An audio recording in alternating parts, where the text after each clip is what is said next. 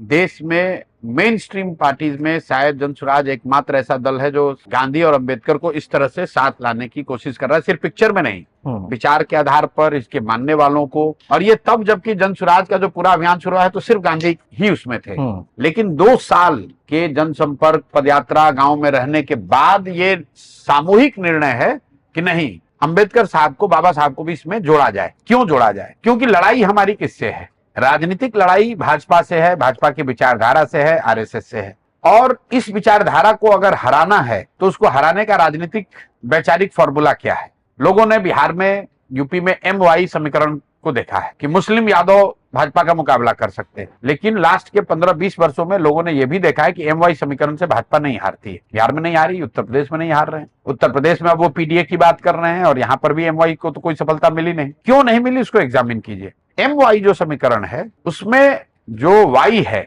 जो यादव समाज के लोग हैं, वो आधे से ज्यादा यादव समाज के लोग भाजपा को वोट दे रहे हैं। ये मैं नहीं कह रहा हूं, ये CSDS का आंकड़े हैं। और ऐसा नहीं कि यादव समाज की गलती है। MY के जगह आप MF कर लीजिए, फॉरवर्डों के साथ कॉम्बिनेशन बना लीजिए, अति पिछड़ों के साथ बना लीजिए, कुशवाहा के साथ बना लीजिए, हर जगह यही होगा। ऐसा क्यों होगा? क्योंकि इस देश में भाजपा को करीब करीब आधे हिंदू, जहां भाजपा चुनाव लड़ती है, करीब करीब आधे हिंदू उनको वोट देते हैं। देश में हिंदुओं की आबादी है 80% और भाजपा को औसतन 40-42% वोट आता है। तो 40% अगर वोट उनको मिल रहा है तो मुस्लिम तो उनको ज्यादातर वोट देते नहीं है। इसका मतलब है कि करीब करीब आधे हिंदू भाजपा को वोट दे रहे हैं। ये आधे हिंदू कौन है जो भाजपा को वोट कर रहे हैं? ये किसी एक जाति विशेष के नहीं है, ये हर जाति के हिंदू हैं जो भाजपा को वोट दे रहे हैं। वो ब्राह्मण भी हो सकता है, कुशवाहा भी हो सकता है, अति पिछड़ा भी हो सकता है, यादव भी हो सकता है, दलित भी हो सकता है, थोड़ा कम या ज्यादा, लेकिन एक कटिंग अक्रॉस ऑल कास्ट। यही वजह है कि मोदी जी को, भाजपा को बिहार में, यूपी में 40% वोट आ रहा है। क्यों आ रहा है? उनके जाति का तो कोई बिहार यूपी में रहता नहीं है, क्योंकि विचारधारा के आधार पर cutting across all cast 40-50% Hindu Bhajpa को वोट दे रहा है। अब हमारे जैसे लोगों को, या जो लोग भी भाजपा से लड़ना चाहते हैं, उनको यह समझना है कि कौन सा हिंदू है जो भाजपा को वोट नहीं दे रहा है। भाई आधा उनको दे रहा, आधा नहीं दे रहा, आधा कौन नहीं दे रहा है? अगर आप इसको डीपली स्टडी करके समझना चाहेंगे तो आपको पता चलेगा कि जो गांधी को मानने वाले हिंदू हैं, ज्यादातर वो हिंदू भाजपा के विचारधारा से इत्तेफाक नहीं रखते।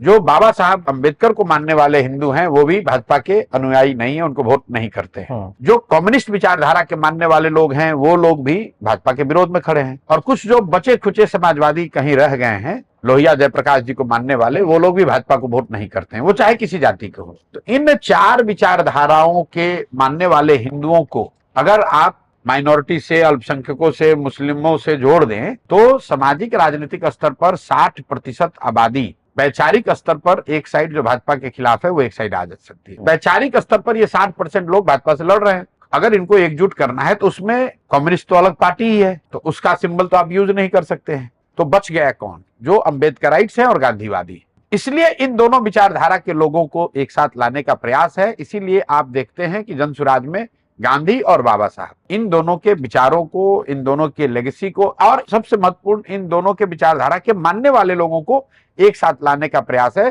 ताकि वो आधे हिंदू जो विचारधारा के आधार पर भाजपा से लड़ रहे हैं, वो लोग मुसलमानों के साथ, अन्य अल्पसंख्यक वर्गों के साथ मिलकर एक बड़ा राजनीतिक सामाजिक गठजोड़ बना सके।